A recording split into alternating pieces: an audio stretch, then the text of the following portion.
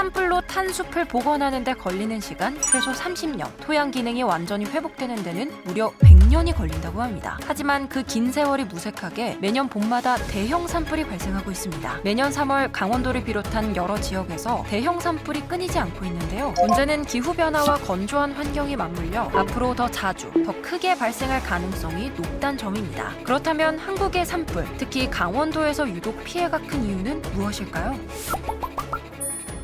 한국에서 산불이 가장 많이 발생하는 시기는 3, 4월. 특히 강원도 동해안 지역은 바람이 강하고 건조해서 대형 산불이 자주 발생하는데요. 대표적인 예로 2022년 강릉 삼척 산불의 피해 면적은 약 2만 헥타르, 축구장 2만 8천 개 규모였습니다. 피해 금액만 1,700억 원, 주민 수천 명이 대피해야 했습니다. 강원도는 산이 많고 바람이 강한 지형적 특성상 산불이 한 번 나면 빠르게 확산해 피해 규모가 큰 편인데요. 경기 충청 지역에서도 산불이 자주 발생하지만 피해 양상은 조금 다릅니다. 다른 지역은 산림과 도심이 맞닿아 있어 작은 불씨가 아파트나 주택가로 옮겨 붙으며 피해를 키우지만 규모가 큰 편은 아닌데요. 그렇다면 왜 강원도에선 유독 산불이 크게 날까요?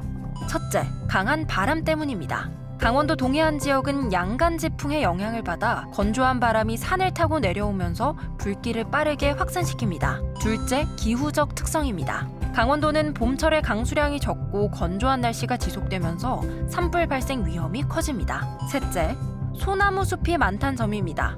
강원도 산림의 상당 부분을 차지하는 소나무는 송진이 많아 불이 붙기 쉽고 불씨를 품은 솔방울이 바람을 타고 날아가면서 불길을 퍼뜨립니다. 그렇다면 이런 산불을 막을 방법은 없을까요? 각각 참나무와 소나무 잎을 두고 30도가 넘는 경사를 둬 불이 어떻게 번져나가는지 비교해봤습니다. 먼저 타고 있는 참나무의 온도는 500도가 넘고 나뭇잎이 다 타는 데까지 걸린 시간은 1분 16초, 소나무는 최고 300도까지 올라갔고 다 태우는 데까지 10초 더 긴 1분 26초가 걸렸습니다.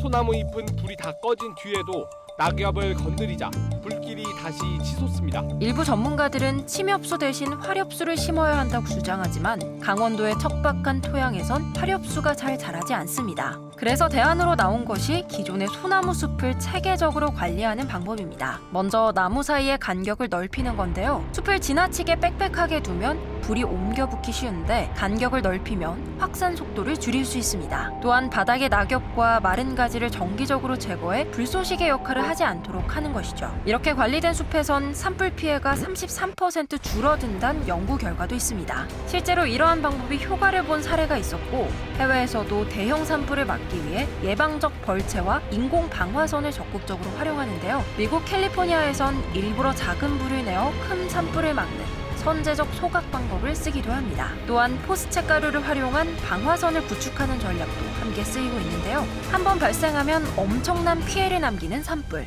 숲과 토양을 복구하는 데 오랜 시간이 걸리는 만큼 무엇보다 예방이 중요하겠죠. 하지만 아무리 철저히 준비해도 양간 지풍 같은 자연현상을 예방하는 데는 한계가 있겠죠. 그러므로 우리 모두의 관심과 협력이 필요합니다. 함께 노력한다면 대형 산불의 위협을 막아낼 수 있겠죠.